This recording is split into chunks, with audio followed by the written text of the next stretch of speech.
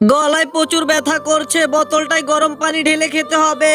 আরে সমীরন, বোতলটা তো গলে গেছে, এটাতে পানি খেও না, শরীরে ব্যাকটেরিয়া ঢুকবে। তাহলে কি করব? একটু অপেক্ষা করো রাজু বাবা, তোমার সমীরন চাচিকে এখনই বাঁচাও, ওর জন্য একটি জলপরীর বোতল বানিয়ে দাও। বন্ধুরা, করিম চাচা আজকে খুবই চিন্তিত, কারণ তার বন্ধু সমীরনের গলায় প্রচন্ড ব্যথা। একটু পর পরই তার গরম পানি খেতে হয়, কিন্তু পানি খাওয়ার জন্য তার কাছে ভালো বোতল নেই। একটি প্লাস্টিকের বোতল ছিল, সেটিও গরমে গলে গেছে। তাই আজকে আমি সমীরন চাচিকে একটি বাঁশের জলপরীর বোতল বানিয়ে দিব।